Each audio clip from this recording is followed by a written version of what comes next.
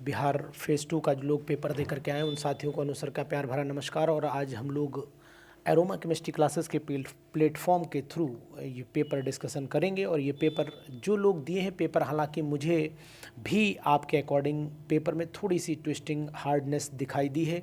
कितने percent paper लोगों का सही हुआ होगा, तो मेरा जो अंदाज है इस पर भी मैं पूरी डिस्कशन करूंगा पर लेकिन इस पूरे डिस्कशन के साथ में पहले आज हम लोग आंसर शीट पर एक मजबूत डिस्कशन करते हैं। 71 से लेकर के 150 तक जो क्वेश्चंस का दायरा है वो 150 क्वेश्चन तक जब जाएंगे तो इसका मतलब हुआ 80 क्वेश्चन का डिस्कशन आज हमारे आपके बीच में होगा। और 80 में से अगर आपके ये क्वेश्चन, मैं मानता हूँ कि अगर 80 में से अगर आप ये क्वेश्चन लगभग और लगभग 40 सही करके ले गए होंगे, 40 क्वेश्चन अगर आप सही करके ले गए होंगे इसके क्वेश्चन, तो ये मान लीजिए कि आप 40 क्वेश्चन सही करके ले गए होंगे तो आप मान के चलिए कि आप बिल्कुल 100% सिलेक्शन के दायरे में होंगे। 40% ऊपर तो केवल आपको पास होना है, ये ठीक है, मुझे समझ में आ रहा है। यानी कि अगर मैं ओवरऑल ये कहता हूँ कि पेपर टफनेस की स्ट्रेंथ क्या जानी चाहिए, तो मैं ये आपसे कहूँगा कि 40 क्वेश्चन आपके सही हो जाने चाहिए। यहाँ पर 40 क्वेश्चन सही हो जाने चाहिए, तभी आप बेस्ट रेंज में जाएंगे। लेकिन जो ओवरऑल अनुमान लगाया जा रहा है वो ये अनुमान लगाया जा रहा है कि टोटल अगर यहाँ पर आप लोग इस किस रेंज में आएंगे कि आप 50 क्वेश्चन सही कर पा रहे हैं कि 48, यानी कि कुछ लोगों का दायरा है कि 40 सही करके आए हैं, कुछ लोग कह रहे हैं कि 47 मेरा सही है, कुछ लोग कह रहे हैं सर मेरा 55 सही है, कुछ लोग कह रहे हैं मेरा 61 भी सही है। तो ये टोटल बता रहे हैं, टोटल नंबर ऑफ़ क्वेश्चंस बता रहे हैं, टोटल नंबर ऑफ़ क्वेश्चन आ रहे हैं। तो मेरा कहना ये है कि मुझे लगता है कि कट ऑफ इन्हीं के मध्य कहीं बैठनी चाहिए जो टोटल नंबर ऑफ़ क्वेश्चंस हैं। फिलहाल इन सब पर बाद में डिस्कशन होगा, अभी इस पर कोई बात नहीं करेंगे, अभी चर्चा हमारी चलेगी क्वेश्चंस पर। तो क्वेश्चन का लेवल हम लोग जानेंगे कि क्या क्वेश्चन वाकई में ट्विस्टिंग भरपूर थी, क्वेश्चन में जो घुमाव था वो पूरा था। इन पर भी हमारी एक एक बात पर चर्चा चल रही। तो पहला क्वेश्चन आपके साथ में, what are the key factors for the solid state reaction. जो सॉलिड स्टेट रिएक्शंस होती है इस पर अक्सर सॉलिड स्टेट में जो भी रिएक्शन होती है पार्टिकल्स आर कॉम्पैक्टली पैक्ड होते हैं, इनमें फोर्स की ज़रूरत पड़ती है, इनमें प्रेशर की ज़रूरत पड़ती है, और फोर्स और प्रेशर ये दोनों जो होती हैं वो मैकेनिकल स्ट्रेस प्रॉपर्टी में गिनी जाती हैं या इन्वायरमेंटल में गिनी जाती हैं। तो मैं आपको यहाँ पर बताने की कोशिश करूँगा कि इस पर कौन सा प्रेशर लग रहा है, इस पर कितना टेम्परेचर पर ये रुके हुए हैं, ये सब चीज़ें इस बात पर डिपेंड करती हैं कि मैकेनिकल में तो केवल प्रेशर कंसीडर किया जाएगा, मैकेनिकल में केवल फोर्स डिस्कशन किया जाएगा, लेकिन इन्वायरमेंटल फैक्टर जो होते हैं वो इन्वायरमेंटल फैक्टर इस बात को भी आपको बताने की कोशिश करेंगे कि आखिरकार इनके ऊपर मॉइस्चर का क्या इफेक्ट पड़ेगा, एटमॉस्फेरिक प्रेशर का क्या इफेक्ट पड़ेगा, ये कहीं ना कहीं जिम्मेदार हैं। तो मुझे लगता है कि बी ऑप्शन सही है, जो आंसर शीट में भी शायद बी ही दिया है। आंसर शीट में अगर कोई वेरिएशन आपको लगता है तो मुझे भी मैसेज करिएगा। Which approach can employed the produce a high degree of the homogeneity in the creation of Fe2O4 spinel. ये एक प्रकार का सॉलिड ही होता है और इनके ऊपर जो इफ़ेक्ट रहता है वो मैं आपको बता दे रहा हूँ। को प्रेसिपिटेशन मेथड कंसेप्ट करता है। स्पाइनल एक टाइप के सॉलिड होते हैं जो नुकीले टाइप के होते हैं, यानी कि अगर उन्हें बोला जाए तो इस तरीके की इनकी शेप भी होती है। तो which approach can employed to produce the high degree of homogeneity in the creation of the, तो इसका मतलब हुआ कि जो प्रेसिपिटेट पार्टिकल्स होते हैं वो प्रेसिपिटेशन एक बार तो होगा लेकिन साथ में ही और मॉलिक्यूल भी प्रेसिपिटेट कर जाते हैं, यानी कि जो आंसर नंबर होना चाहिए, डिस्टिलेशन तो है नहीं, वेपोराइजेशन भी नहीं हो सकता, मोर देन वन है नहीं, मुझे तो ये को प्रेसिपिटेशन मेथड भी सही लग रहा है। और आंसर सीट भी आप रखिए अपने सामने और मिलान भी करिएगा।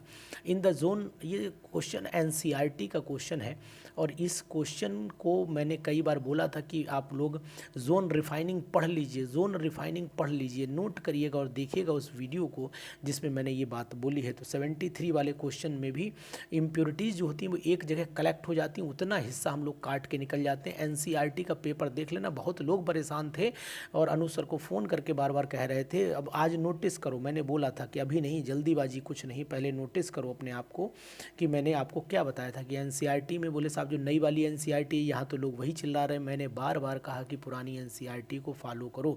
ये ओल्ड एनसीईआरटी का क्वेश्चन है, ये भी नोट कर लो। ओल्ड एनसीईआरटी यानी कि आप पीजीटी की तैयारी कर रहे हैं उस पर डिस्कशन था। तो इसका मतलब इम्प्योरिटीज़ एक जगह कलेक्ट हो जाती हैं, उसी में साफ दिया हुआ है एनसीईआरटी में।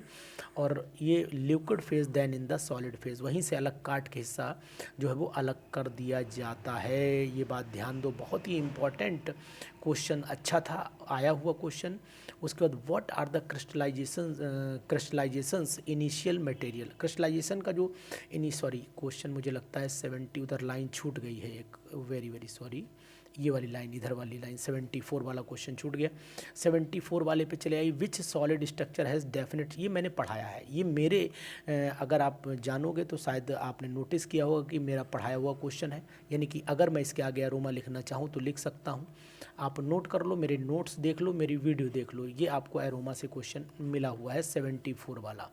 ठीक, नोट करते जाइए और आपको बेस्ट आंसर भी मिलेंगे। Is the crystalline basic relative structure unit, ये भी मैंने पढ़ाया है, ये भी नोट करो। इसी के आगे भी एरोमा लिखिए, आप एरोमा लिखिए। मैं आपको बताऊंगा कि कितना परसेंट पेपर हमारा है और कितना परसेंट बिहार में आया हुआ पेपर है, तो इस क्वेश्चन पे भी मुझे कोई शक नहीं। Unit cell is the smallest unit structural functional unit of the, हमारे वीडियो देखिए और आराम से आपको पता लग जाएगा कि क्या ये क्वेश्चन वहाँ पर है। Sulphur exist in the two polymorphic form, sulphur exist in two polymorphic forms, sulphur जो है दो पॉलीमॉर्फिक फॉर्म में एग्जिस्ट करता है, एक रोम्बिक और एक मोनोक्लिनिक सल्फर होते हैं, ये दोनों ही हमारे पढ़ाए हुए हैं। आप चले जाइए, ये आपको पी ब्लॉक के एलिमेंट में दिखाई देने लगेगा। What is the total number of the Brevis lattice in the crystalline structure, ये भी मेरा पढ़ाया हुआ। What is the total number of the Brevis structure in crystalline, ये भी 100, तो 14 मैंने पढ़ाए हैं, नोट कर लीजिए 14 मैंने पढ़ाए हुए हैं और आपको 14 ही यहाँ पर दिखाई देंगे। तो देखो 14 आपको आंसर भी दिखाई दे रहा होगा। ये भी क्वेश्चन मैं अगर इसके आगे अरोमा लिखता हूँ तो मुझे कोई तकलीफ़ नहीं, कोई बुराई नहीं। आप मेरे टेस्ट में भी देख सकते हैं, ये क्वेश्चन लगातार लाइन से रखे हुए हैं। ये क्वेश्चन भी मेरा ही है, मतलब मेरा इन द सेंस मेरे टॉपिक में से ये नहीं है, ये मैं बता रहा हूँ। जो है उनके लिए दावे के साथ बोलूँगा, जो नहीं है उन पे दावा मेरा कोई भी नहीं है। तो बढ़िया क्वेश्चन हुए। ये क्वेश्चन का पेपर का लेवल यहाँ तक ईजी था, केवल अभी तक 2 क्वेश्चन टफ आए हैं। 78 पे आइए, what are the crystallization initial material, crystallization का इनिशियल मटेरियल क्या होता है, तो आपको पता होना चाहिए। क्रिस्टलाइजेशन का इनिशियल मटेरियल सॉलिड लिक्विड हो सकता है, एक्वस सॉल्यूशन भी हो सकता है। तो आंसर क्या होना चाहिए, पहले मैं देखता हूँ। इनिशियल मटेरियल अगर मैं क्रिस्टलाइजेशन करता हूँ किसी चीज़ का तो लिक्विड तो होना ही चाहिए, ठीक है, एक्वस सॉल्यूशन भी होना चाहिए, ठीक। और उसका मतलब है कि शुरुआत मेरी एक्वस सॉल्यूशन लिक्विड से, तो 2 ऑप्शन तो मेरे सही मिल गए। चलिए, लेकिन अरेंजमेंट क्या होना चाहिए, ये ऑप्शन भी हमें देखना पड़ेगा, तभी हम आंसर का सेपरेशन कर पाएंगे। तो सबसे पहले तो हम सॉलिड को डिज़ोल्व कर लेते हैं। जब सॉलिड को लिक्विड में डिज़ोल्व करते हैं तो हमें एक्वस कंडीशन मिल जाती है। तो यानी सबसे पहली प्रेफरेंस हम एक्वस को ही देंगे और एक्वस पहली प्रेफरेंस केवल सी में ही आ रही है। फिर उसके बाद होता है मेल्ट, फिर ग्लास और जेल। तो इसका मतलब है इनिशियल कंडीशन में तो क्रिस्टलाइजेशन, ग्लास को इसलिए भी कंसीडर किया गया, इसको सुपर कूल्ड लिक्विड भी बोलते हैं। तो फिर ओवरऑल आंसर ये एक्वस सॉल्यूशन से ही मैंने कंफर्मेशन ले लिया कि आंसर फिर यही सही होगा। यानी 78 का मेरे हिसाब से सी ऑप्शन है। और आप आंसर सीट देखते जाइए, खोल लीजिए आंसर सीट अपनी, अगर आंसर सीट क्या दे रखी, शायद मुझे उम्मीद है कि आंसर सीट दी हुई है और बताया भी है बच्चों ने कि आंसर सीट सर आ गई। लेकिन हम लोग भी बाद में डिस्कशन कर लेंगे, क्योंकि पहले अगर डिस्कशन करेंगे तो हो सकता है कि चोरी हो जाए। विच मतलब इन द सेंस अपने मन में एक विचार आ जाए, यार देख लो उसे। Which of the following volume occupied by the single gas in a mixture at the same temperature and pressure in the is referred to, फिर से पढ़िए, which of the following volume occupied by the single gas, ठीक है, in a mixture at the same temperature and pressure is referred to as the single gas volume. तो single gas volume के लिए जो दिया गया है, तो मेरे हिसाब से देखिए, जब गैसेस एक से ज़्यादा होती हैं तो which of the following volume occupied by the single gas in a mixture, जब मिक्सचर होता है तो प्रेशर 100% तो लगेगा नहीं, पार्शियल प्रेशर होता है, पार्शियल प्रेशर होता है, और जब पार्शियल प्रेशर होगा तो 100% वॉल्यूम भी नहीं होगा, पार्शियल वॉल्यूम भी कंसीडर किया जाएगा। तो पार्शियल वॉल्यूम भी कंसीडर कर सकते हैं यहाँ पर, तो ये बात भी आप ध्यान दीजिए। चलिए इसके बाद हम लोग चल लेते हैं। तो इसका मतलब है आंसर क्या लगाऊं इसका 79 का, देखिएगा आप उठाइए, और मुझे लगता है कि मैं आंसर जो लगा रहा हूँ पार्शियल प्रेशर और पार्शियल वॉल्यूम के अकॉर्डिंग अगर मैं लगाता हूँ तो फिर मुझे तो यही आंसर, प्रेशर इसमें है नहीं और वॉल्यूम दिया हुआ है, तो फिर यहाँ पर बी ऑप्शन में 79 का लगा लेता हूँ। तो आप चलते रहिए और चेक भी करते रहिए, कहीं गलती मिले तो आप जरूर टोकिएगा। देखिए क्वेश्चन में मैं एक चीज़ यहाँ पर बोलूँगा कि ट्विस्टिंग भरपूर की गई, ट्विस्टिंग जो है वो क्वेश्चन में पूरी है, ट्विस्टिंग पूरी है। क्वेश्चन जो आंसर्स होने चाहिए उनको क्वेश्चन की कैटेगरी में लाए हैं, answers in the form of question लाए हैं, फॉर्म ऑफ क्वेश्चन लाए हैं। और साथ ही साथ आपको ये भी कहने की कोशिश करूँगा कि जो आंसर होना चाहिए वो क्वेश्चन बनाया और जो क्वेश्चन होना चाहिए वो आंसर में लाए हैं, इसलिए लोगों को ट्विस्टिंग यहाँ पर ज़्यादा दिखी है। The pressure that a single component in the gases would exert in exist, तो यहाँ पर वही आ गया जो मैं ऊपर बोल रहा था, तो इसका मतलब ऊपर वॉल्यूम आया, यहाँ पर पार्शियल प्रेशर, इसी के दोनों अपोजिट आंसर हमने यहाँ पर दिए हैं। तो अच्छा किया, खैर कोई बात नहीं, जैसा हमने लग किया। तो ये चैप्टर सॉल्यूशन चल रहा है और सॉल्यूशन से भरपूर देखिए, ये वाला क्वेश्चन मैं कराया हुआ है, यहाँ पर लिख सकता हूँ, किताबें के साथ अरोमा लिखूंगा, क्योंकि जो क्वेश्चन मेरे अपने हैं उनमें अरोमा लिखने में मुझे कोई बुराई नहीं है, क्योंकि जो मैंने बताया वो अगर है तो फिर लिखूंगा, अन्यथा यहाँ क्यों नहीं लिखा ना। तो यहाँ पर क्या ओवेज, तो आपको पता होना चाहिए आइडियल सोल्यूशन ओवेज राउट्स लगो। क्या मैं इतने क्वेश्चन आपको छाट करके नहीं दिखा सकता हूँ, क्या आपने सिलेक्टेड क्राइटेरिया में है, तो जिन लोगों ने अरोमा ज्वाइन किया लोगों ने ये क्वेश्चन तो 100% किए होंगे। तो 82 क्वेश्चन पर आइए। 82 क्वेश्चन कह रहा है when the two perfect solutions with volume V each are combined then what is the volume, दोनों कंबाइन करते हैं वॉल्यूम डबल हो जाना चाहिए, तो 82 का फिर डबल वॉल्यूम का मतलब दोगुना वॉल्यूम हो जाना चाहिए, तो इसका मतलब है कि बी आएगा। ये भी क्वेश्चन हम कराया है और ये आपने सिंपल सी बात है, ये सॉल्यूशन चैप्टर को मैंने बताया तो वॉल्यूम की कंडीशन भी बताई है। यहाँ पर भी मुझे अपना नाम लिखने में कोई बुराई नहीं लगती है, क्योंकि जो मुझे पता है वो मैं एक्स्ट्रा नहीं लिखा हूँ कहीं, जहाँ मुझे नहीं समझ में आ रहा। The negative side of heat of the solution और मिक्सिंग इज, अरे वाह कितना नेगेटिव साइड, मैंने बार बार बोला है कि डेल्टा एच की वैल्यू क्या बताएगी, और डेल्टा एच की वैल्यू यहाँ पर इस बात को बताने के लिए तत्पर है कि the negative side of the heat of the solution और मिक्सिंग इज हीट ऑफ, क्या होती है, डिसोल्यूशन होती है, डिसोल्यूट करना, amount of the heat liberated when 1 mole of the solute is dissolved in 1 litre of the solvent solution. तो यहाँ पर 83 क्वेश्चन का फिर जवाब मैं बी लगाता हूँ, ठीक है। चलिए इसके बाद आगे कंटिन्यूएशन में a solution made up of the numerous components in which the each component properties weighted sum of the separate properties is called, तो अब आपको पता होना चाहिए a solution is made up of the numerous component in which the each components properties weighted sum of its separate properties, यानी कि दोनों के बराबर अगर मैं कंसीडरेशन करता हूँ तो फिर इसका मतलब डेल्टा एच मिक्सिंग और डेल्टा वी मिक्सिंग की वैल्यू इक्वल टू 0 चली जा रही है, जब डेल्टा वी मिक्सिंग और डेल्टा एच मिक्सिंग 0 चला जा रहा है, यानी delta H mixing is equal to 0 और delta V mixing is equal to 0 जा रहा है, तो इसका मीनिंग यही आएगा निकल करके कि भाई जवाब इसका आइडियल सॉल्यूशन होना चाहिए। आइडियल में ही चीज़ ओ बेबी होती है, अन्यथा ये ओ बेबी नहीं। इसलिए स्पीड जानते रखिए, स्पीड की आपको क्वेश्चन सभी अनुसार आज डिस्कशन करेंगे और 100% आपको सेटिस्फैक्शन देने की कोशिश भी करेंगे। हमारा नया बैच बिहार स्टेट का शुरू हो चुका है, बिहार स्टेट में बहुत सारे क्वेश्चन हमारे आते हैं और ऐसे मैं नहीं ये पेपर बताएगा आपको, ये सिंपल सा एग्जांपल है, इसमें बहुत ज़्यादा मांग लगाना, सॉलिड में कैम्फर सॉलिड होता है, मैंने बताया है, तो इस बात को ध्यान दीजिए। सॉलिड इन गैस सॉल्यूशन होता है, सॉलिड इन सॉल्यूशन होता है, ये भी एग्जाम्पल देखकर समझा है, पहले पेज पर समझा है, तो आप यहाँ पर एरोमा लिख सकते हो, मुझे कोई बुराई नहीं है। यानी कि मेरा सेशन आप नोट करोगे, यहाँ पर पहले पर ही टाइप्स ऑफ सॉल्यूशन एनसीईआरटी का क्वेश्चन भी कह सकते हो आप इसे, NCERT what happens when a solid crystal is added to super saturated, जब सुपर सैचुरेटेड में ऐड करोगे तो इसका मतलब प्रेसिपिटेशन शुरू हो जाता है। तो यहाँ 86 वाले में प्रेसिपिटेशन बिकम्स कोलाइडल नहीं, precipitation the solute precipitate out, यानी जो मिश्री बन जाती है ना, मैंने एग्जाम्पल भरा भी मिश्री का दिया था, आपको याद होना चाहिए। तो 86 वाले का जवाब भी आपके सामने सी दिखाई देगा, सी को टिक कर लीजिए। जल्दी 87 पे आइए, जो वेरिएबल नहीं व्यवहार में कौन सी चीज़ है, का मतलब व्यवहार में, तो नॉर्मल जो होती है ये ब्रॉन्ज हाइड्रेटेड सॉल्ट हमारे घरों में यूज़ होता है, व्यवहार में है, लेकिन कैरेटेड ड्रेस जो होती है पर्टिकुलर है, ये अलग है, सेपरेटेड है, तो ये आपके ऑप्शन 87 ऑप्शन लगाइएगा। फिर भी आप एक बार देख लीजिए आंसर हमारा क्या चल रहा है, उस आंसर पर हम लोग बात करेंगे, ठीक है। चलिए इस पर चर्चा भी हमारी होगी, 1 मिनट समझिए, बस 1 मिनट का समय।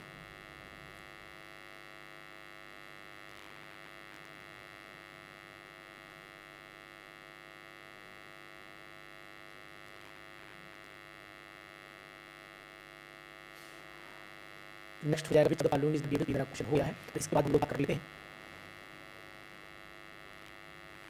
चलिए तो आप रुका चाह रहा था, रुकने के बाद एक फोन आ रहा है, चलिए आगे बढ़ते क्वेश्चन 7 बात क्वेश्चन 88 पे जाते हैं। 88 जो है वो क्वेश्चन क्या है, 88 क्वेश्चन हम बात करें, कैथोड एंड एनोड इलेक्ट्रोनेगेटिव है, cathode and anode are the most common component of the electrochemical cell of the following claim about the cathode is correct. कौन सा स्टेटमेंट जो है करेक्ट की तरफ ले जा रहा है। 88 बार कर लेते हैं, 88 बार भी अच्छा क्वेश्चन है।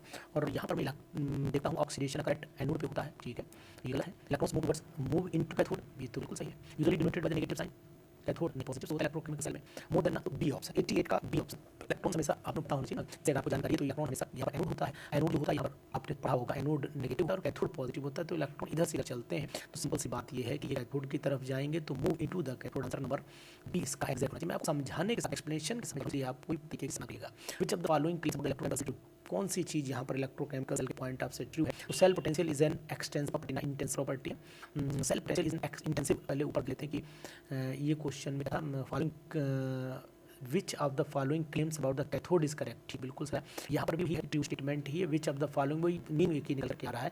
दूसरा है cell potential is an intensive property, तो सेल पोटेंशियल का इंटेंसिव प्रॉपर्टी है। द गिव्स free energy of an electrochemical cell is intensive, ये एनर्जी है एक्सटेंसिव प्रॉपर्टीज में मोर देन द नहीं। तो मुझे जो समझ में आ रहा है cell potential is an intensive property.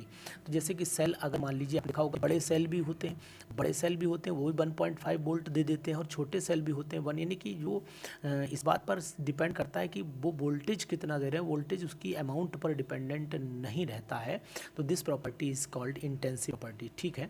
उसके बाद question which of the following does not belong the category of electrochemical cell, तो मुझे पूरी तरीके से भरोसा है फोटो इलेक्ट्रिक फोटोवोल्टिक सेल जो होता है ये लाइट पर डिपेंडेंट करता है, यहाँ केमिकल रिएक्शन का कोई मतलब नहीं है, तो इसी कैटेगरी में ये नहीं आता है। तो ये भी क्वेश्चन अच्छा है, नेक्स्ट कैटेगरी में आई। क्वेश्चन स्पीड में पूरे करेंगे और समझदारी के साथ which of the following assertion about the main cell is correct, कि इसके बारे में कौन से मेन सेल के बारे में कौन सी असर्शन जो है वो करेक्ट है।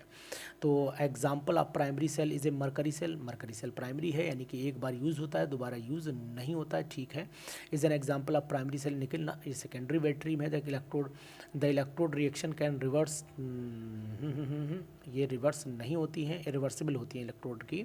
तो इसका मतलब हुआ कि मुझे तो फिर अब example of the primary cell button cell जिसे मैंने पढ़ाया है, बटन सेल के नाम से भी आपको मैंने पढ़ाया है बच्चा, तो बटन सेल भी ध्यान दो, यहाँ पर मैं लिख देता हूँ बटन सेल भी बोलते हैं इसे, बटन सेल भी बोलते हैं, ध्यान दो, इम्पॉर्टेंट क्वेश्चन है। नेक्स्ट वाले पे आ जाइए। नेक्स्ट वाले में क्या है, in a dry cell, in a dry cell which of the following is in a dry cell which of the following is electrolyte। अरे यार इन्हें कौन नहीं जान रहा है कि इलेक्ट्रोलाइट, देखो ये बेस है, ये बेस है, ये आपका H2SO4 एसिड है, ये आपका अमोनियम क्लोराइड, सिंपल यही इलेक्ट्रोलाइट की तरह यूज़ होता है, तो इसे मैं इलेक्ट्रोलाइट लिख सकता हूँ। तो ऑप्शन नंबर क्या मैं सी लगाऊँ, क्या आपकी परमिशन यहाँ पर मुझे मिलती है कि 92 वाले का सी लगा दूँ, ठीक है सी लगा देता हूँ। इसके बाद अगर किसी भी क्वेश्चन में डाउट लगता है which of the following statement about the lead storage battery, false statement आपको ढूंढना है। तो 93 वाले क्वेश्चन में देखो ये प्राइमरी सेल नहीं है, पहली बात तो मैं आपको बता दूं, कैथोड जो होता है वो लेड ऑक्साइड का बना होता है, एनोड लेड का बना होता है, तो यही पहला ही स्टेटमेंट मुझे गलत दिखाई दे रहा है। क्या आप लोग मेरे आंसर से यहाँ तक सहमत हैं? अगर आपको आंसर से सहमति नहीं मिल पा रही तो भी ज़रूर बताइएगा, और कोई भी डाउट लग जा रहा है तो भी मुझे बताने की कोशिश करें, जिससे मैं उसमें देखिए 97 पे आ जाते हैं, अभी उल्टा चल लेते हैं 97 पर। Which of the following is given, fuel cell मैंने पढ़ाया, ये सब एरोमा के क्वेश्चन है, यहाँ पर मैं शक बिल्कुल नहीं कर पाऊंगा, ये भी एरोमा का क्वेश्चन है, ये भी एरोमा का है, ये भी एरोमा का क्वेश्चन है, देख लो आप, पढ़ाया मैंने फ्यूल सेल पे तो बहुत ज़्यादा जोर भी दिया है, आप नोट करिए फ्यूल सेल पे मैंने खूब जोर दिया है, और ये इंपॉर्टेंट क्वेश्चन की कैटेगरी में भी है। तो which of the following is given, which of the following is given to a fuel cell cathode, तो आपको पता होना चाहिए एनोड पर ऑक्सीडेशन होता है, ऑक्सीडेशन में इलेक्ट्रॉन हाइड्रोजन से निकलता है, हाइड्रोजन से हाइड्रोजन इलेक्ट्रॉन लॉस करता है और ऑक्सीजन गेन करता है, तो मतलब यहाँ पर फिर ऑक्सीजन आंसर हो जाना चाहिए। बिल्कुल आपको एक्सप्लेनेशन के साथ में बोलता चल रहा हूँ। In a fuel cell which of the following can utilized as a fuel, तो फ्यूल की तरह हाइड्रोजन को यूटिलाइज किया जाता है, तो मेरे हिसाब से 96 वाले का जवाब जो है वो हाइड्रोजन ही होना चाहिए, ठीक है। जवाब बिल्कुल परफेक्ट है, और हाइड्रोजन फ्यूल की तरह भी काम भी करता है, आपको भी पता है। The process of transmitting the electrical current through a electrolyte solution decompose no electrolysis कहलाती है। सब एरोमा के क्वेश्चन है, ये सब क्वेश्चन एरोमा के हैं। इसके आगे मुझे अरोमा लिखने में कतई दर्द नहीं है, किसी प्रकार का दर्द नहीं, ये भी मैं आपको बताता हूँ। यहाँ पर मैं अरोमा लिखूँगा, यहाँ पर भी मैं अरोमा लिखूँगा। ये क्वेश्चन भी इससे पहले अरोमा का ही है। तो ये जो क्वेश्चन मेरे पेपर से आए हैं, इन क्वेश्चन में मुझे कोई फॉर डाउट नहीं लग रहा है, इसलिए आप मैं लिख रहा हूँ। कंडक्टिविटी ऑफ, ये भी क्वेश्चन एरोमा का है, इसके आगे भी लिख लो। The conductivity of electrolytic conductor is due to, किसकी वजह से होती है इलेक्ट्रिकल कंडक्टिविटी, आपको पता होनी चाहिए। आयन का मूवमेंट होता है, इसी वजह से होती, तो आंसर नंबर यही होना चाहिए। Flow of the free electron यहाँ नहीं, इलेक्ट्रोलाइट में हमेशा आयन का कंसेप्ट चलता है, ये बात ध्यान दीजिएगा, है ना। मज़ा आ रहा है ना। चलिए, क्वेश्चन टफ तो है, लेकिन हर पेज पर आपको मैं बताने की कोशिश करूँगा। अगर 2 क्वेश्चन टफ है तो 4 ईजी भी हैं। मतलब हर क्वेश्चन टफ नहीं, हर पेज पे लगभग 2-3 क्वेश्चन टफ जा रहे हैं, ये मैं मानने को बिल्कुल तैयार हूँ।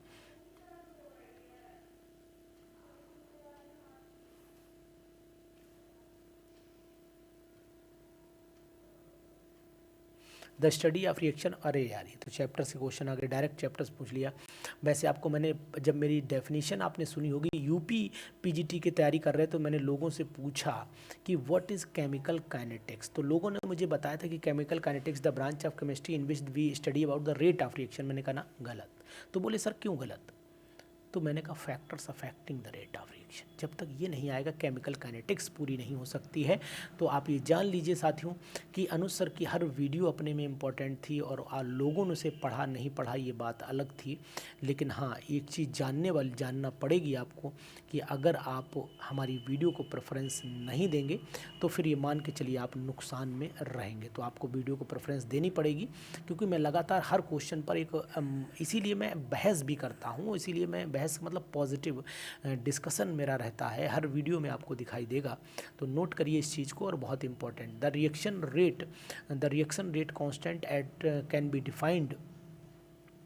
can be defined as the rate of reaction when the each reactants, अरे यार कितना बढ़िया क्वेश्चन है, 99, इतना तो होना भी चाहिए। तो इसका मतलब है कि यहाँ पर मुझे लग रहा है the reaction rate constant can be defined as the rate of reaction when the each reactant concentration is 1, यानी यूनिट होना चाहिए। तो यहाँ पर बी ऑप्शन लगाता हूँ मैं, बी ऑप्शन लगा रहा हूँ। तो नोट करते रहिए आप क्वेश्चन भरपूर, आनंद के साथ में रहिए। क्वेश्चन नंबर 97 तक चल गए थे, हाँ ठीक है, 97 में कुछ सोचा छूट ना गया हो कोई। 100 वाला यार कितना बढ़िया क्वेश्चन है, बताओ अनुसार ने पढ़ाया कि नहीं पढ़ाया, ईमानदारी से बढ़ाओ। कसम भगवान की, मैंने लिखा है कि 10 डिग्री सेल्सियस जब टेम्परेचर बढ़ा देते ना, तो रिएक्शन का रेट जो होता है डबल हो जाता है, इसी को टेम्परेचर कोफिशिएंट कहते हैं। देख लो जा करके यार वीडियो एरोमा केमिस्ट्री क्लासेस पर। आज भी नहीं भरोसा है तो अब भी नहीं हो पा रहा है तो अलग बात है, फिर चाहे जहाँ कोचिंग ज्वाइन करना, मुझे टेंशन नहीं है। लेकिन मुझे आज इस बात का गर्व है कि क्वेश्चंस बहुत सारे मिल रहे हैं। सब तो नहीं मिल सकते, कोई नहीं बता पाएगा भाई, सब क्वेश्चन तो कोई नहीं बता सकता, लेकिन मैक्सिमम क्वेश्चन आपको मिलने की चांस दिखाई दे रहे हैं। ये क्वेश्चन देखिए, बड़ा अच्छा क्वेश्चन है कि ये देखिए, when temperature rises what happens when to peak of the curve of the Maxwell-Boltzmann graph. Maxwell-Boltzmann graph का जो डिस्ट्रीब्यूशन ग्राफ है, उस ग्राफ में क्या कह रहा है कि उस ग्राफ से टेम्परेचर जब बढ़ता है तो उस समय पीक कहाँ जाएगा, ऊपर जाएगा, नीचे जाएगा, किधर जाना चाहिए। तो मेरे हिसाब से देखो, अगर आपने देखा होगा तो ये कंडीशन ऐसे करके ऐसे चली जाती है, तो इसका मतलब ये हुआ कि ग्राफ डाउनवर्ड जाना चाहिए। तो आंसर फिर 101 का डाउनवर्ड में तो एक ही दिखाई दे रहा है, फॉरवर्ड एंड डाउनवर्ड। देखो पहले फॉरवर्ड गया फिर डाउनवर्ड हो जाता है। यही ग्राफ आपने मैक्सवेल का पढ़ा भी है और बनाया हुआ मैंने नोट्स में भी दिया है। उसके बाद देखो, plotting a graph between temperature and reaction rate can रिवेल the temperature dependence of the reaction rates.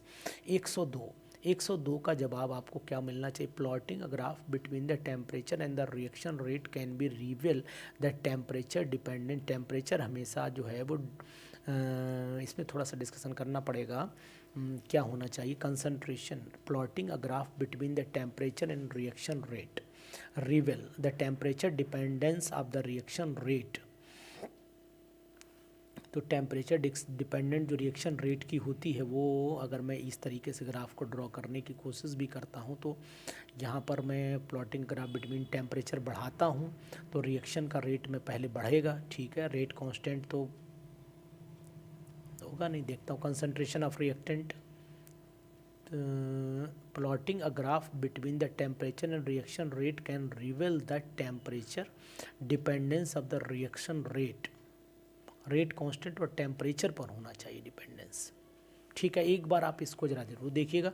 मेरे हिसाब से रेट कांस्टेंट और टेम्परेचर होना चाहिए। कंसंट्रेशन ऑफ प्रोडक्ट से मतलब नहीं, कंसंट्रेशन ऑफ रिएक्टेंट से मतलब नहीं है। रेट कांस्टेंट और टेम्परेचर पर आना चाहिए। फिलहाल देखिएगा इसका आंसर देख करके एक बार मैसेज करिएगा कि सर इसका आंसर जो है ये है या नहीं है। What effect does the temperature have in the half life of the first order reaction. कितना बढ़िया, बिल्कुल पढ़ाया था, डिट्टो पढ़ाया था कि अगर मैंने आपसे कहा कि what effect of the dust temperature, what effect does temperature have on the half life of the first order reaction। Half life first order reaction की टेम्परेचर डिपेंडेंस होती है, तो कंसंट्रेशन पर डिपेंड नहीं करती, लेकिन टेम्परेचर पर तो गुरु डिपेंड करती है ना। what does effect the temperature have on the half life of the first order reaction। घट जाएगा, जल्दी हो जाएगी, कंप्लीट हो जाएगी, जल्दी रिएक्शन कंप्लीट हो जाएगी, तो जल्दी जब कंप्लीट होगी तो टेम्परेचर तो घट ही जाएगा ना। तो सिंपल सी है, फर्स्ट ऑर्डर रिएक्शन घटा देगा रेट को, हाफ लाइफ को घटेगा, टाइम घट जाएगा ना।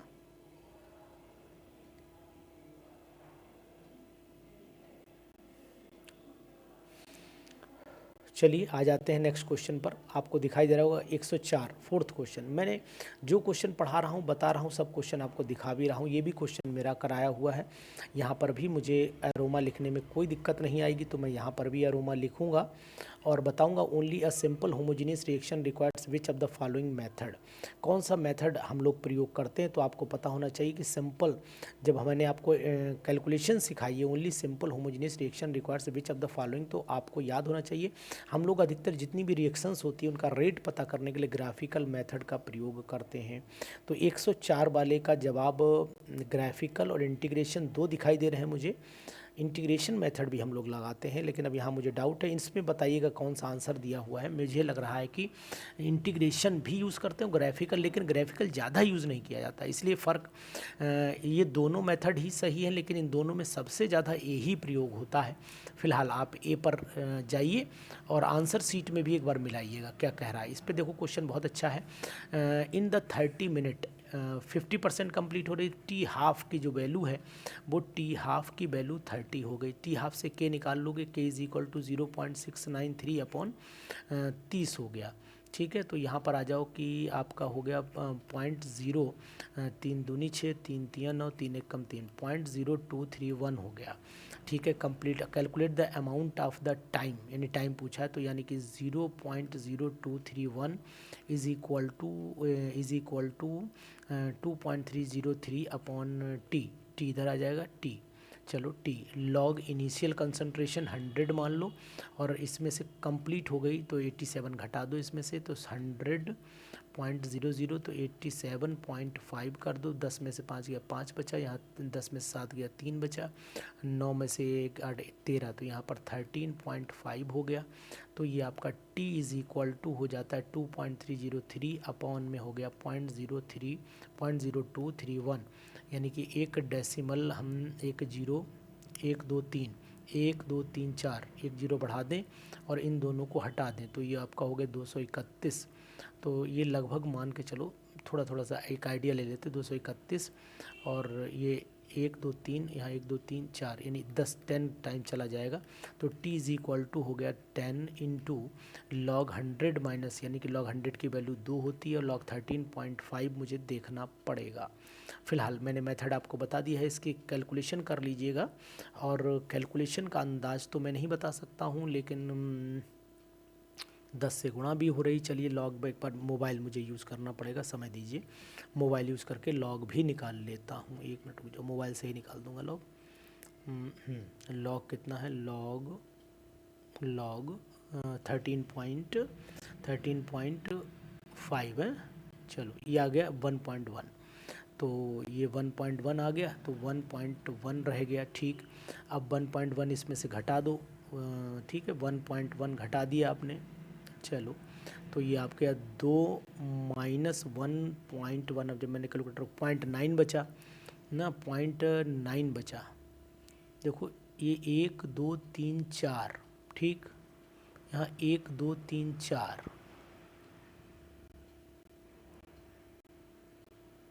यही आ रहा है 1 2 3 4 0 2 3 1।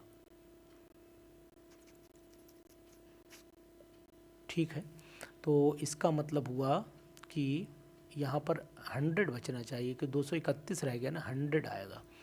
तो ये 100 कर लो और ये आ गया 100 गुणे 0.9, 90 आ जाएगा आंसर। सी देखना भाई लोग, सी देखिए, ये मैंने फ़िलहाल इसमें 0.9 आ रहा है, 0.9 का 900 90 आएगा। ठीक है, एक बार देखिएगा, आप बताइएगा 90 आंसर इसमें आ रहा है और 90 आंसर ही होना चाहिए। चलिए उसके बाद देखिए, इन अ रिएक्शन व्हाट इज़, ये ऊपर वाला क्वेश्चन जो था ना, ये भी 90% वाला एक आपको एनसीईआरटी का याद होगा, मैंने कई बार कराया है ना, ये एरोमा केमिस्ट्री क्लासेस के मैंने बहुत बार कराया है। In a reaction what is the driving force, driving force क्या होता है किसी भी रिएक्शन में? तो मेरे हिसाब से ड्राइविंग फोर्स जो होता है वो actually the amount of the useful work जहाँ पर आता है ना, free energy is the amount of the work done in the useful condition. तो हीट एनर्जी, जो भी एनर्जी होती है यूज़फुल वर्क करने में, तो वर्क जहाँ पर आएगा वहीं फोर्स आता है, तो इसका मतलब हुआ फ्री एनर्जी आंसर होना चाहिए, यानी 106 का आंसर सी आना चाहिए। चलिए आप लोग देखते जरूर रहिए, नज़र बनाए रखिए, जहाँ पर भी आपको शक और शुबह लगे अनुसार पे तो बताइएगा कि सर ये क्वेश्चन ये हो सकता है, संभावना यहाँ पर ये जताई जा रही है, तो प्लीज़, तो उसमें मुझे भी ये रहेगा कि आप लोग क्वेश्चन कर रहे हैं, क्वेश्चन का आंसर आपको मिल रहा है। What form does nitrogen take in plants. आहा, कितना बढ़िया क्वेश्चन है यार, 109 वाला। आपको पता होना चाहिए नाइट्रेट की फॉर्म में पढ़ाया होगा, 10th क्लास में भी पढ़ा होगा, नाइट्रेट की फॉर्म में क्वेश्चन मिलते हैं, मतलब वो मतलब एब्जॉर्प्शन होता है इस क्वेश्चन में। ये क्वेश्चन, इस तरीके के क्वेश्चन थोड़े से ये होता है कि ओल्ड कंसेप्ट भी रहे आपके पास में, कंसेप्ट बना रहे, वो चीज़ भी आपको ध्यान देनी पड़ेगी। 108 पर आ जाइए। What is created by the reaction, what is created by the reaction of natural gas and the steam in the Haber-Bosch process। पढ़ाया मैंने, Haber-Bosch process आपको पढ़ाया है, तो इसके आगे भी आप एरोमा लिख लीजिए। तो अब आप कहोगे सर आप बता रहे हो, तो आपको पता होना चाहिए, created by the natural gas से हाइड्रोजन ही मिलती है, नाइट्रोजन ऑक्सीजन नहीं, हाइड्रोजन मिलती है ही। उसके बाद आ जाइए नेक्स्ट पे, what is the heat of the reaction for ethyl acetate hydrolysis. तो ethyl acetate hydrolysis the heat of what is the, ये एक्सोथर्मिक रिएक्शन है, एंडोथर्मिक है। तो मैं आपको बताना चाहूँगा कि what is the heat of reaction for the ethyl acetate. तो फॉरवर्ड रिएक्शन जितनी चलती उतनी बैकवर्ड भी चलती, तो ओवरऑल हीट चेंज कितना हो जाता है, 0 आ जाएगा ना। तो 107 वाले का आंसर आप देखो क्या 0 आ रहा है, 0 आ रहा है ना, बढ़िया क्वेश्चन। चलिए 107 हो गया, इसके आगे चल लेते हैं। 107 के ऊपर तो करा ही दिए ना मैंने। चलो क्वेश्चन बढ़िया है, 80 क्वेश्चन आज हम लोग डटे हैं। What happens to the size of the atoms in P block element, पढ़ाया है मैंने ना। पी ब्लॉक एलिमेंट में साइज़ की अगर मैं बात करता हूँ, पी ब्लॉक एलिमेंट में साइज़ की बात करता हूँ, देखो एनसीईआरटी लिखने का मतलब ही यही था, एनसीईआरटी का मतलब ही यही था कि फुल एनसीईआरटी पे रहिएगा, फुल एनसीईआरटी पे रहिएगा, परेशान आप ना होइएगा। मैंने पूरा सिलेबस आपको एनसीईआरटी का दिया भी था। What happens to the size of the atoms in the p block elements when we move left to right? Size घटता है, सिंपल सा यार, साइज घटता है। ठीक है, तो कहीं पर घटता है दिया है, साइज डिक्रीजेस, यही लगाइए ना। चलिए इसके बाद चल लेते हैं क्वेश्चन नंबर नेक्स्ट पर आ जाते हैं।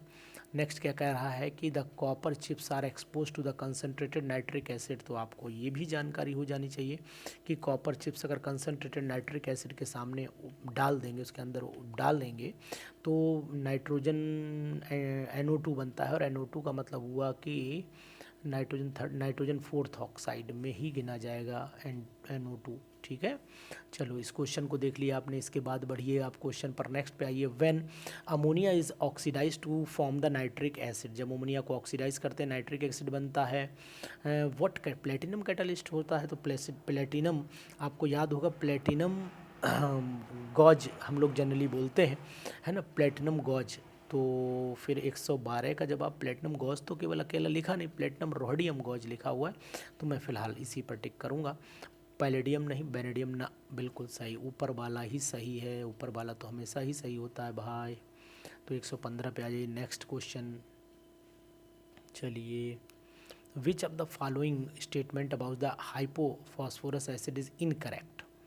इनकरेक्ट पूछा गया है हाइपोफॉस्फोरस, तो पहले तो आपको जानकारी होनी चाहिए हाइपोफॉस्फोरस का मतलब वो H3PO2 हो जाता है ना। तो इसको हम लोग कहते क्या है, पहले तो हम ये जानने की कोशिश करेंगे।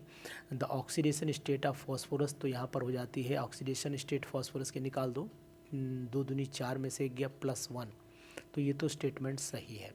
बट इट इज़ मोनोबेसिक, तो ये तो 100% मोनोबेसिक भी होता है, ये स्टेटमेंट भी सही है। तो यहाँ पर हो गया आपका OH, सॉरी H3PO2, यहाँ पर हो गया आपका H, और ये 3 जगह H लग जाता है, H हो गया और ये H हो गया, तो ये एक ही H रिलीज़ करता है H3PO2, तो ये मोनो आपका हो गया, मोनो बेसिक हो गया, मतलब ये भी सही है, तो दोनों सही है।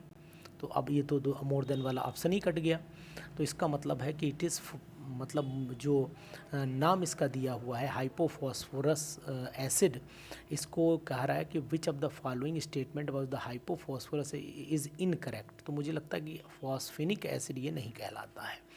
फॉस्फेनिक एसिड जो बोलते हैं वो H3PO3 को फॉस्फेनिक एसिड बोलते हैं शायद, मैं थोड़ा सा यहाँ पर डाउट में हूँ, लेकिन ये तो कन्फर्म है। जब ये दोनों सही है तो एक तो ये तो गलत है ही, 113 वाले का मुझे ए ऑप्शन दिखाई दे रहा है कि मुझे ए पर टिक करना चाहिए। एक बार आप ज़रूर इसको देख करके बताइएगा, इसे मैं डाउट में डाल दे रहा हूँ, डाउट में डालता हूँ, लेकिन मुझे लगता है कि आंसर तो यही आएगा इसका, ये भी 100% श्योर है, क्योंकि ये फॉस्फेनिक इसका नाम नहीं, इतना मुझे पता है। इट इज़ नॉट फॉस्फेनिक एसिड, तो ये फॉस्फेनिक एसिड नहीं है। एक बार रुक जाइए, मैं एक बार अपनी बुक से कंफर्म भी 2 मिनट में किए दे रहा हूँ, रुक जाइए, कि यहाँ पर कोई ऐसी बुराई नहीं है कि कंफर्मेशन मिल जाएगा तो मैं भी एक बार सेटिस्फाइड हो जाऊँगा कि क्या ये ऐसा है या नहीं है। 1 सेकंड का समय लगेगा, ज़्यादा नहीं दूंगा, मेरे पास लिखा रखा है एक जगह, मेरे दिमाग से स्लिप कर गया है थोड़ा सा, 1 मिनट आ गया बस, ये वेरी गुड। ये हमारा हो जाता है, इसको हम लोग बोलते हैं, लेकिन फॉस्फेनिक, हाँ इसे तो फॉस्फेनिक भी बोल रहे हैं। Hypophosphorous, which of the following about the hypophosphorous, तो इसका मतलब है ये तो सही है, वही मैं कहूँ डाउट में चला गया क्वेश्चन। फास्फोनिक, हाँ नहीं फास्फोनिक वही सही है, H3PO3 को ही बोलते हैं, बिल्कुल आई एम 100% राइट, इसे फॉस्फेनिक बोलते हैं, ठीक है करेक्ट है, यानी हमारा आंसर सही है, मैं गलत नहीं हूँ। इसको हम लोग फॉस्फेनिक बोलते हैं, फास्फोनिक नहीं बोलते हैं, फॉस्फेनिक बोलते हैं, फॉस्फेनिक एसिड बोलते हैं, ठीक वही मेरा डाउट था कि थोड़ा सा यहाँ पर कन्फ्यूज़न मिल, सही है, मतलब ए ऑप्शन इसका सही है, कोई कन्फ्यूज़न नहीं।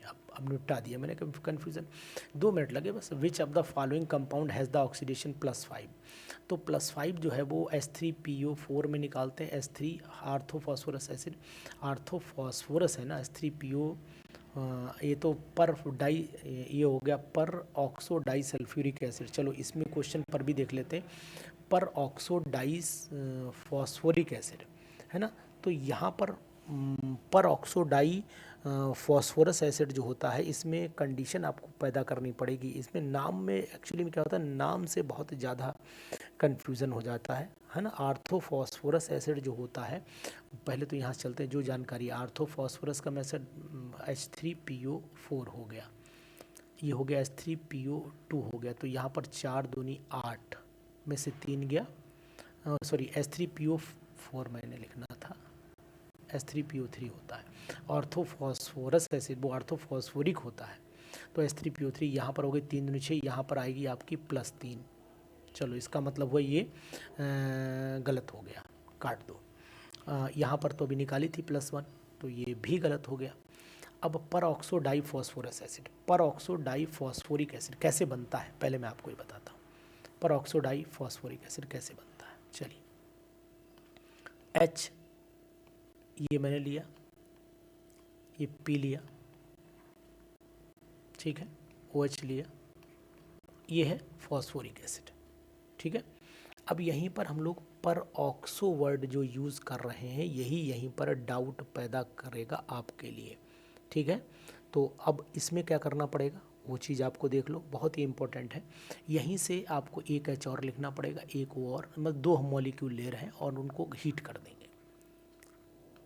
ये हमने 2 ले लिए, इसको हीट कर दिया, जैसे हीट कर दिया तो हीट करने के बाद कंडीशन ये आएगी कि क्या कंडीशन आ रही वो मैं आपको दिखा रहा हूँ। देखो यहाँ से अब क्या बचा हमारे पास, P ये बचा, ये OH एक ये वाला बचा, एक OH नीचे वाला बचा, एक O ये बचा, एक O ये बचा, एक O ये बचा। मैं बताने की कोशिश कर रहा हूँ, आप गलती नहीं देखिएगा। तो यहाँ पर होगा 1 2 3 4, तो H4 हो गए, ठीक है, P2 हो गए, और O कितने हो गए, O यहाँ देखो 1 2 3 3 6, O 7 हो गए। तो इसका मतलब हुआ इसी में 7 दूनी 14, 14 में से आपके 4 गए 10, 10 का मतलब 5, यही आंसर आपका आएगा, ए ऑप्शन आएगा। तो ये समझ लो परऑक्सो डाईफॉस्फोरिक एसिड, ये मैंने यहाँ पर निकाल करके भी आपको दिखा दिया। तो इसमें भी बच्चा कोई डाउट नहीं है, किसी भी प्रकार का मुझे डाउट नहीं दिखाई दे रहा, ये बिल्कुल क्वेश्चन एक्यूरेट है, अप टू द मार्क है। ठीक, चलिए इसके बाद आ जाते हैं। अभी तक मुझे कोई क्वेश्चन बहुत गलत नहीं दिखाई दे रहा है, बाकी दिखाई जो आपको देगा वो बताएंगे। What why nitrogen preferred by cutting, अरे कितना क्वेश्चन है, एरोमा का क्वेश्चन है ये मतलब पढ़ाया हुआ क्वेश्चन है, और ऊपर वाला क्वेश्चन भी मैंने पढ़ाया था, इस बात का भी ध्यान दो। आप एक बार तो यार कह दिया करो कि क्वेश्चन पेपर टफ है, इसमें मैं सपोर्ट करता हूँ आपका, लेकिन इतना भी नहीं है कि आप परेशान हो जाएंगे वहाँ पर। तो 115 वाले का जवाब देख लीजिए, और उसके बाद आप लोग 115 में जवाब आप दे सकते हैं। क्या है, what why nitrogen is preferred cutting welding cooling of the material. तो कूलिंग के लिए पता ही है कि ये एक क्या होता है, इनर्ट गैस होती, जल्दी किसी से कोई रिएक्शन नहीं करती, it can be easily handle नहीं होती, नॉन टॉक्सिक है, नॉन टॉक्सिक से कोई लेना देना नहीं है उसका कटिंग वेल्डिंग में। तो it is an inert gas, तो मेरे हिसाब से इनर्ट की वजह से ही इसको welding and cooling of the material में यूज़ की जाती, किसी से कोई रिएक्शन भी नहीं करती है ना, कूलिंग। उसके बाद आ जाइए, उसके बाद 114 हो गया। नेक्स्ट कर लेते हैं, क्वेश्चन नंबर पे आ जाते हैं।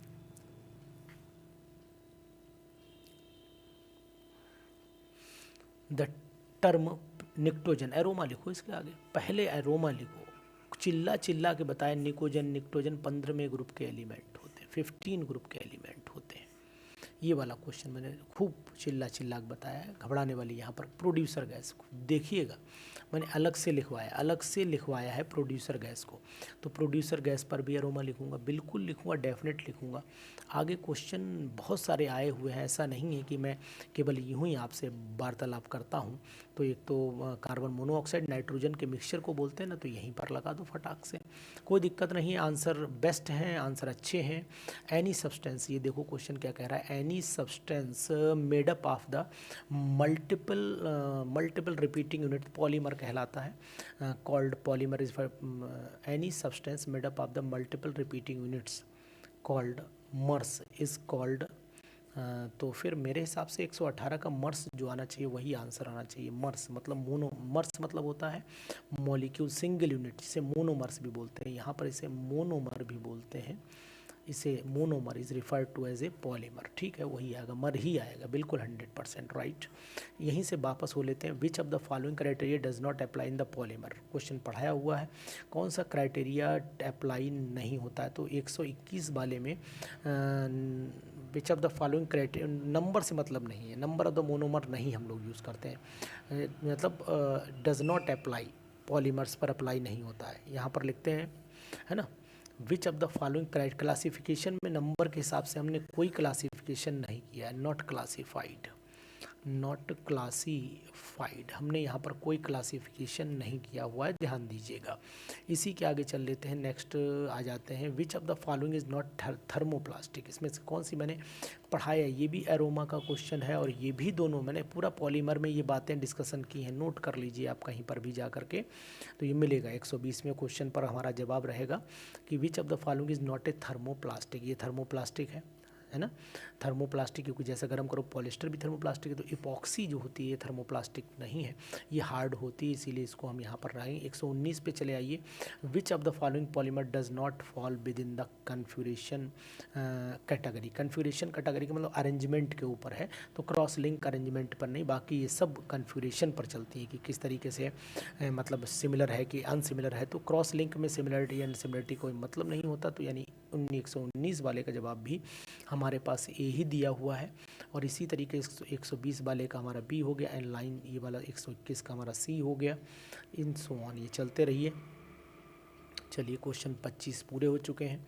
थोड़े से बचे हैं भी, 150 तक चलना है। Which of the following does not belong the category of natural polymer, पढ़ाया वो क्वेश्चन है, एरोमा लिखिए पहले इसके ऊपर, फिर आगे बात करते हैं। तो अब आपको इतना तो महसूस हो गया होगा कि हमें क्लासेस ज्वाइन करनी चाहिए। बीपीएससी बिहार, अगर स्टेट की मैं बात करता हूँ, बिहार एस्टेट की बात करता हूँ, तो बिहार एस्टेट में हमें जो है सेकेंड फेज़ की तैयारी करने के लिए, यानी कि सेकेंड फेज़ का मतलब सेकेंड 2024 की तैयारी करने के लिए सोचना नहीं चाहिए। एरोमा केमिस्ट्री क्लासेस का बिहार फेज़ 2 का कोर्स जल्दी से ज्वाइन करना चाहिए, एस्टेट मतलब 2024 का। विच of the following does not belong the category of the natural polymer, तो मुझे लगता है कि रेयॉन जो होता है वो नेचुरल पॉलीमर में नहीं आता है। लगता क्या है, यही लगा लीजिए, अब लगना यहाँ कुछ नहीं है, यही लगाइए आंसर। क्या बात है भाई, मिटने को तैयार हो ये। इसके बाद चले आइए क्वेश्चन नंबर नेक्स्ट पर आ जाते हैं। बहुत ही इंपॉर्टेंट क्वेश्चन है, इसकी हम लोग अभी कट ऑफ पर भी डिस्कशन हमारा रहेगा, लेकिन सबसे पहले मैं, रुक जाइए, 125 नहीं, पहले मैं 100 इधर जाता हूँ, 100 इस साइड में चलता हूँ थोड़ा सा।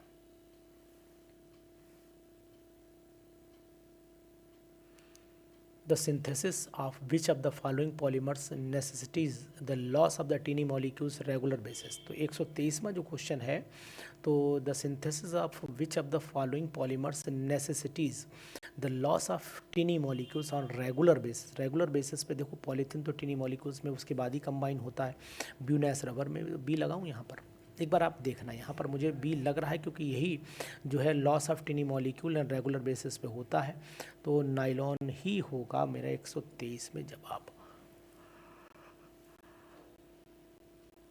किसी जवाब में आपको कन्फ्यूजन लगे, डाउट लगे, बताइएगा। The crystallinity rises as the polymer brittleness, तो मेरे हिसाब से जैसे क्रिस्टलाइजेशन तब बढ़ता है जब पॉलीमर्स की ब्रिटलनेस जो है वो घटती चली जाती है, तो छोटे छोटे गोली जैसी बन जाती है। तो इसका मतलब है कि फिर यहाँ पर डिक्रीज़ वाले पर ऑप्शन लगाना चाहिए, इंक्रीज़ पर नहीं होगा, इंक्रीज़ पर नहीं बनती, वो चट से प्लास्टिक बन जाएगी, मतलब टूटने वाली बन जाएगी। 127 पे आइए।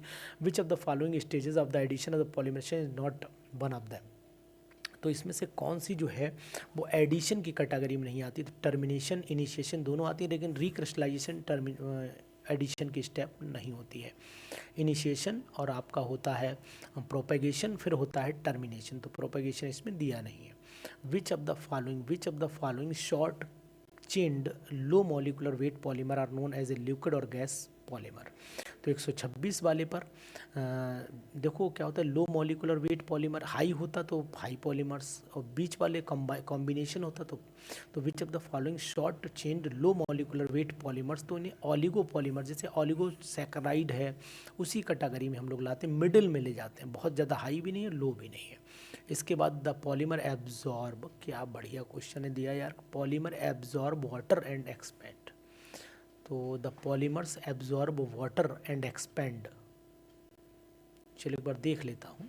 Ethyl alcohol, the polymer absorb ethyl alcohol and expand, यहाँ थोड़ा सा डाउट है, इस क्वेश्चन को मैं छोड़ूंगा। मुझे लगता है कि वाटर, पॉलीमर वाटर, अच्छा हाँ ठीक है, एक्सपेंड मतलब फूलने से है, क्योंकि बात ये है कि अगर मैं पॉलीमर में जैसे पॉलीथीन है ये रखी, इस पर मैंने पानी डाल दिया तो ये एक्सपेंड कर जाएगा, लेकिन इथाइल अल्कोहल डाल दिया गल जाएगा, कंबाइन कर जाएगा, इथर डाल दी सॉल्वेंट है गल जाएगा, ठीक है वाटर ही आएगा, एग्जैक्ट वाटर ही आएगा, क्योंकि एक्सपेंड की बात लिखी, रिएक्शन से कोई लेना देना इसका नहीं था। चलिए, ये भी अच्छे क्वेश्चन हुए। इसके बाद चले आइए, क्वेश्चन नेक्स्ट भी है, इतने क्वेश्चन हम लोग डिस्कशन कर लेते हैं। Disaccharide is formed when two monosaccharide are bonded together, कितना बढ़िया क्वेश्चन, ये क्वेश्चन मैंने इंपॉर्टेंट लगाया था, नोट करिए, glycosidic monosaccharide polypeptide peptide bond पर मेरा इंपॉर्टेंट लगा हुआ है आज की डेट में, पुरानी वीडियो में चले जाइए, मैंने बोला था कि पेपर में ग्लाइकोसाइडिक लिंकेज आएगी, नोट कर लो अभी जहाँ इंपॉर्टेंट है, पेप्टाइड बॉन्ड में से एक पूछा जाएगा, नोट कर लो यार, एरोमा की जय हो। अब मैं अपने आप बोल इसलिए रहा हूँ कि भाई मुझे तो आया, मुझे तो याद है मैंने पढ़ाया, अब आप नहीं बोल पा रहे हो तो कोई बात ही नहीं है। तो इसका मतलब यहाँ डाइसैक्राइड का ग्लाइकोसाइडिक होता है, और अगर यही वो होता तो पेप्टाइड भी होता, चलो पेप्टाइड हो सकता है, नीचे कहीं दिया हो, कोई दिक्कत नहीं, देख लेते हैं कहीं, भाई पेपर तो ऐसे ही लग रहा है मुझे। देखो यहाँ पर आ जाओ, अरे यार कितना बढ़िया क्वेश्चन है, सुक्रोज 129 वाले में आ जाओ। Sucrose is a levodextrorotatory chemical and hydrolysis product combination in, जो बनता है हाइड्रोलिसिस के बाद, एक ग्लूकोज एक फ्रक्टोज, तो एक लिवोरोटेटरी हो जाता है, डेक्स्ट्रो हो जाता है। तो डेक्स्ट्रो तो ऊपर हो गया 100% श्योर है, नीचे बनता है लेवोरोटेटरी वाला बन जाता है, क्योंकि सुक्रोज में एक बीटा डी फ्रक्टोज होता है। ठीक है, तो इसका मतलब ये हुआ कि मुझे जो है, एक मिनट रुक जाओ,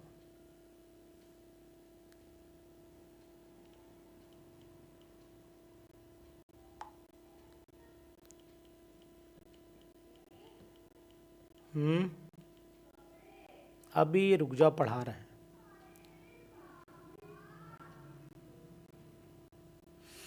सी पे फिर इसका मतलब है ऑप्शन लगाना चाहिए, मुझे यहाँ लगाना चाहिए। इसके बाद नेक्स्ट क्वेश्चन पर आ जाइए। नेक्स्ट क्वेश्चन पर आओ, यहाँ पर चल लेते हैं। विच of the following statement about the maltose is incorrect. Maltose के बारे में कौन सा इनकरेक्ट है? तो माल्टोज जो होती है वो मेरे हिसाब से जो है वो रिड्यूसिंग शुगर होती है, और यहाँ पर दिया है रिड्यूसिंग शुगर, कहीं दिया है। इट इज़, ये सही डाइसैकराइड है। इट कंसिस्ट टू ग्लूकोज पैरानोज, ये भी ठीक है। तो नॉन रिड्यूसिंग शुगर है, तो इसका मतलब यही वाला स्टेटमेंट इज़ करेक्ट मुझे दिखाई दे रहा है। सो 130 वाले में भी हम लोग फिर यही जवाब अपना सेट कर लेते हैं। इसके बाद नेक्स्ट सीरीज़ 31 से चल लेते हैं। चलिए आगे बढ़ते हैं इसी कंटिन्यूएशन में। 31 कहाँ गया? 31 चौधरी होगा ये। विच of the following statement about the starch is incorrect. Starch के बारे में कौन सा इनकरेक्ट है वो ध्यान देना है। तो यहाँ पर 131 पर चले आई। 131 का ऑप्शन है कि स्टार्च जो है वो रिड्यूसिंग शुगर है कि नहीं है। तो मुझे लगता है ये नॉन रिड्यूसिंग शुगर में आती है, तो यहाँ रिड्यूसिंग दिया है। ये अल्फ़ा डी ग्लूकोज से बनती है, ठीक है। इट गिव्स ब्लू कलर, ये भी सही है। तो इनकरेक्ट तो फिर एक ही हुआ कि नॉन रिड्यूसिंग शुगर है, तो रिड्यूसिंग दिया है, तो इसका मतलब आंसर फिर यही आना चाहिए। चेक करते भी जाओ। आरएनए इस पर मैंने लिखा था, नोट करो, अभी देखो 100% मैंने लिखा था इसके ऊपर, अब भी चेक करो। बड़ा बड़ा एरोमा लिखो इसके ऊपर। ये सब एरोमा वाले क्वेश्चन है जो इधर भी हैं, ये सब एरोमा फुल। अब आपको ये मत कहना कि बोले सर सब पे लिख दो। सब पे क्यों लिख देंगे भाई, जो आए हैं वही लिखेंगे। 132 पर आइए।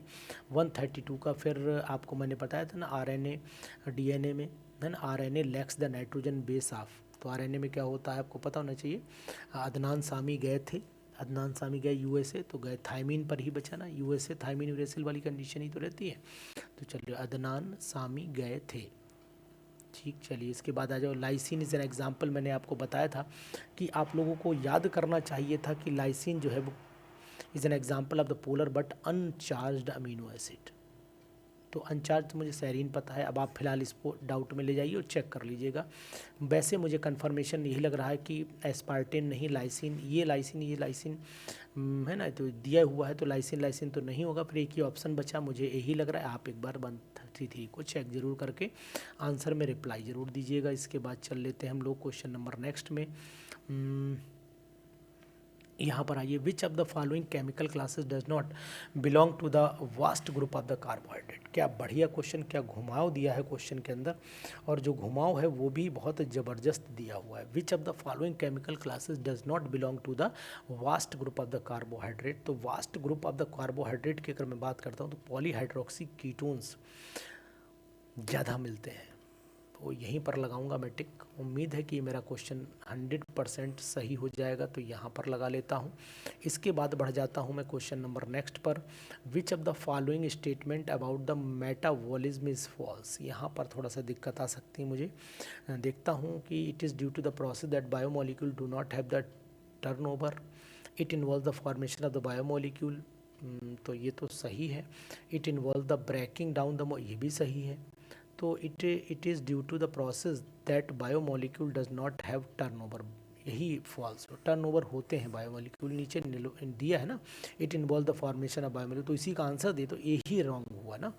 तो इसका मतलब है मैं ए पर ही जाऊंगा, ध्यान दीजिए। इसके बाद नेक्स्ट क्वेश्चन पर चल लेते हैं। नेक्स्ट क्वेश्चन क्या कह रहा है वो देख लेते हैं। How can we make a amine from amino acid. Amino acid से एमीन कैसे बनाते हैं। तो 136 वाले में जवाब आपका रिमूवल ऑफ कार्बन डाइऑक्साइड से बनाते हैं। रिमूवल ऑफ कार्बन डाइऑक्साइड ही होती है अमीनो एसिड जब बनती है। तो एमीन से अमीनो एसिड आपको पता होना चाहिए कि अमीनो एसिड बनते समय CO ग्रुप निकलता है, कार्बन अमोनिया नहीं निकलती है। रिमूवल होता है, एडिशन भी नहीं होता है, ठीक है, तो सी ही लगाऊंगा, मैं तो सी ही लगाऊंगा। आप देखिएगा 139, when phenol reacts with the bromine water, पढ़ाया है ना, एरोमा लिखो इसके आगे, पढ़ाया है ना, एरोमा लिखो इसके आगे। तो 139 पर जब चले आइए तो फिनॉल वाइट प्रेसिपिटेट मिलता है ब्रोमीन वाटर के साथ में, ये है, सी ऑप्शन लगा लीजिए। ये तो क्वेश्चन फिक्स है, यहाँ पर कोई डाउट नहीं, कोई कन्फ्यूज़न नहीं है। ये क्वेश्चन भी मेरा कराया हुआ है, इस पर भी आगे अरोमा लिखिए। जो क्वेश्चन है वो कराए हैं, सब क्वेश्चन मैं लिख रहा हूँ। 138 पे आ जाइए। 138 का आपका क्या होना चाहिए, to get the carboxylic acid directly from alcohol, डालिए एसिडिफाइड KMnO4, सोचना नहीं है, एकदम एसिडिफाइड KMnO4 डालो आप फटाक से, इसके अंदर आंसर आपको मिलेगा गम से। चलिए, धुआंधार चल रही सीरीज़ हमारी। When converting a disaccharide to the monosaccharide, अरे यार हाइड्रोलाइज्ड, क्या बात है, मैंने पढ़ाया था कि इसको हम glycoside, when converting disaccharide to monosaccharide which bond is hydrolysed, जो बनाया था ना पीछे अभी ग्लाइकोसाइड, वो तोड़ दीजिए, सिंपल, जो बनाया वो तोड़ डाला हमने, बना डाला। चलिए आगे ना क्वेश्चन का जवाब। चलिए इसके बाद हम लोग बढ़ लेते हैं आगे की तरफ। बहुत ही इम्पॉर्टेंट सीरीज़ हमारी है आज की ये, द ल्यूकास टेस्ट। बोलो, याद करो, पढ़ाया था नहीं कि भैया ल्यूकास टेस्ट पढ़ के जाना, नोट कर लो, अगर नहीं याद आया हो तो नोट कर लो आप, अभी के अभी नोट करो इसे। The Lucas test was carried out on the 3 different compound ABC, the compound a was turbid and simple. तो इसको मुझे पढ़ना ही नहीं चाहिए, मुझे तो 140 का जवाब देना चाहिए कि कैन नॉट बी, अरे ये तो यार पढ़ना पड़ेगा भाई, पढ़ना पड़ेगा कि ए होगा कि बी होगा, क्या कह रहा है। A Lucas test was carried out on 3 different compound, C का ABC में कैरीड आउट करा, compound A and B was turbid, मतलब ये एल्कोहल है, an ambient temperature, while C did not come, primary हो गया। Which of the one of the compound is tertiary in structure, तो tertiary तो मेरे हिसाब से टर्सरी कौन होगा। The Lucas test was carried out on 3 different compounds A, B and C, compound A and B were turbid, दोनों turbid हो गए, ठीक है, एट एम्बिडियंट टेम्परेचर पे हुए। C प्राइमरी हो गया, B सेकेंडरी हो गया, A और B, लेकिन साइमल्टेनियसली कहीं दिया नहीं है। इसका मतलब है हम क्लियर इसको नहीं बता सकते। का कारण ये कि जो टर्सरी होता है ना वो एकदम रिएक्शन करता है, दोनों अब हो चुके हैं, कंपाउंड वर टर्बिड, पहले से ही टर्बिड थे, और ambient temperature, while C does not, तो इसका बात को ध्यान देना पड़ेगा आपको, इस बात का आपको ध्यान देना पड़ेगा। तो सिंपल सी बात ये है कि मैं आपसे यही कहूँगा,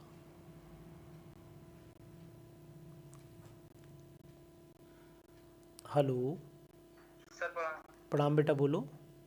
सर ये कह रहे हैं कि बैनर आपके पास भेजे, देख लीजिए। 1 मिनट में क्लास ले रहा हूँ, मैं थोड़ी देर में देख के भेजता हूँ, ठीक ठीक है, सर, ठीक। ठीक। तो इसका मतलब हुआ कि यहाँ पर आपको डिटर्मिनेशन मुश्किल लग रहा है, तो मैं फ़िलहाल तो बी पर ही जाऊँगा। बाकी और ऑप्शन तो मुझे नन ऑफ द अबव भी दे रहा है, लेकिन नन ऑफ द अबव भी नहीं है, लेकिन डिटरमाइन कैसे करें, तो कन्फ्यूज़न है, ये बी ही लगाओ यार, चलो देख लेना। इसके बाद आ जाइए next question, which of the following compound is found when secondary alcohol, पढ़ाया मैंने, कीटोन बनते हैं, सेकेंडरी कीटोन बनते हैं, इसमें तो कोई दिक्कत है ही नहीं। चलिए इसके बाद आ जाइए 42, ये सब एरोमा है, ये एरोमा इटरबेटी पे है, ये भी ल्यूकास टेस्ट मैंने पढ़ाया, इस पे सब पे एरोमा। चलिए पेज पर लिखूंगा एरोमा, टेंशन ना लो आप। विच of the following process does not result in the production of the alcohol, तो यहाँ पर 142 वाले में जवाब मेरे हिसाब से क्या होना चाहिए, देख लेता हूँ। Following process does not result in the production of free radical halogenation of alkene से नहीं होता है, इसी से नहीं होगा, बी लगाओ, बाकी तो हो जाएगा। एल्कीन की कंडीशन ही साफ दिख रही नहीं होगा। 140, the conversion of the tri alkyl borane to the alcohol does not required any following, तो फिर मेरे हिसाब से ट्राई एल्काइल, तो 143 का जवाब है, the conversion of the tri alkyl borane into alcohol में हाइड्रोलिसिस करेंगे NaOH के साथ। ट्राई एल्काइल बोरेन तो बना लिया ना, तो इसमें डाइबोरेन की अब क्या ज़रूरत पड़ेगी, तो यही तो हो गया, सी ऑप्शन लगा लीजिए 143 का। क्वेश्चन बढ़िया थे, टिपिकलनेस तो है, ये तो मानना पड़ेगी, लेकिन बहुत सोच रहे हो उससे ज़्यादा नहीं। ईथर्स में भी used as a solvent because they react only with which of the following reactions. 144 पे आइए, सी है 100%, ईथर की बात है ना, सी होगा, only which of the following reactant, C होगा। इसके बाद चले आइए नेक्स्ट क्वेश्चन पर, आइए देख लेता हूँ, मैं भी देख लेता हूँ, अगर कहीं कोई डाउट आपको लगे तो आप बताइएगा। लास्ट सीरीज़ है, an aryl carbon can be found in which of the following compound, aryl किस में कार्बन मिलेगा, तो एराइल कार्बन मुझे जो दिखाई दे रहा है वो फिनॉल में दिखता है, aryl carbon, the aryl carbon can be found in which of the following. Ethanol में है नहीं, विनाइल अल्कोहल में भी नहीं है, फिनॉल में होगा, 145 का भी ही होगा। उम्मीद क्या है सही, इसमें से बहुत ज़्यादा नहीं सोचना है ना। चलिए इसके आगे बढ़ लेते हैं। It is called ether, it is called ether when alkyl group connected to oxygen different. अरे यार, अनसिमेट्रिकल या मिक्स्ड ईथर बोलते हैं। तो 146 का ये तो पता है, अनसिमेट्रिकल या मिक्स्ड ईथर बोलते हैं, कल मैंने पढ़ाया भी था अपनी बच्ची को। उसके विच of the following alcohol is not polyhydric. तो इसमें पॉलीहाइड्रिक कौन नहीं है, तो एक ही लगा है ना। इसमें ग्लाइकोल में भी 2 OH हैं और प्रोपाइलिन में भी 2 OH हैं, साइक्लोहेक्सेनॉल में नहीं है, तो इसका मतलब यही नहीं हुआ। तो ये सी वाला लगा लीजिए। तो इसका मतलब आंसर जो आंसर सीट है उसके मिलान करिएगा, क्या जो आंसर सीट चल रही है वो क्या उसमें ये कंडीशंस में डिस्कशन के साथ में जो है मैंने दिया हुआ, क्या वहाँ पर आंसर्स दे रखे हैं, क्या फुल दिए हैं या केवल answer. Which of the following reactions can result in the ketones. तो सेकेंडरी अल्कोहल ये भी आ चुका है, वह रिपीट कर गया क्वेश्चन, मैं तो इसे रिपीटेड बोलता हूँ। ये क्वेश्चन आपका रिपीटेड हो गया, यहीं पर रिपीट लिख देता हूँ, इनके आगे सब एरोमा लिखो यार। अगर एक भी आपको ऐसा लगता हो, केवल मैं इसमें से 20 क्वेश्चन 18 क्वेश्चन ऐसे मान रहा हूँ जो डिटो नहीं लेकिन होम के हैं, यानी कि 60 क्वेश्चंस जो है वो हमारे हैं, ये मैं मान रहा हूँ। द रोजनमंड मैंने पढ़ाई है, रोजनमंड रिएक्शन अगर ना पढ़ाई हो तो बताओ। विच of the following carbonyl compound है ना, तो आपको पता नहीं एल्डिहाइड बनते हैं, कीटोन वोटोन बनते ही नहीं इससे ना, मिथेनॉल तो बनेगा ही नहीं, बेंजल्डिहाइड बनता है। C6H5COCl रिएक्शन लिखना चाहो तो लिख सकते हो, C6H5COCl लिखो और इस पे H2 की रिएक्शन कराओ और यहाँ पर C6H5CHO बनाओ और HCl निकालो, PDBSO4 कैटालिस्ट ले लो, सिंपल कर लो इसे। और लास्ट क्वेश्चन हमारे साथ में होना चाहिए यहाँ पर, the reaction occurs between the aldehyde and ketone is called. तो न्यूक्लियोफिलिक एडिशन रिएक्शंस ज़्यादा होती हैं, तो यहाँ पर मैं न्यूक्लियोफिलिक एडिशन पर ही क्लिक कर दूंगा। तो ये मेरे 140 क्वेश्चंस हो गए, वो 150 क्वेश्चंस हो गए। अब बात आती है कि आखिरकार कट ऑफ क्या होनी चाहिए, तो इस पर भी पूरी डिस्कशन आपसे अगली वीडियो में करेंगे। लेकिन मुझे लगता है कि जो 80 क्वेश्चन है, 80 में से मुझे जो महसूस हो रहा है कि 40 क्वेश्चन ऐसे हैं जो आप आसानी से कर सकते हैं, आसानी से कर सकते हैं 40 क्वेश्चन, आसानी से करेंगे 40 क्वेश्चन। और मैं उम्मीद करूंगा कि अगर आप यहाँ पर ऑन एन एवरेज मिला के ले जाते हैं 60/80 अगर करते हैं और इसमें माइनस मार्किंग भी ले जाते हैं, माइनस नेगेटिव मार्किंग ले जाते हैं, तो मुझे उम्मीद है कि 40 क्वेश्चन तो आपके 100% राइट हो जाने चाहिए। तो प्लीज़ इस वीडियो को दोस्तों में शेयर करिए। मैंने क्वेश्चन को डिस्कशन किया है, अब अगली वीडियो आपको मिलेगी किस बात की, इस बात की कि आखिरकार यहाँ पर क्या होना चाहिए उत्तर और क्या होनी चाहिए perfect cut off. Thank you.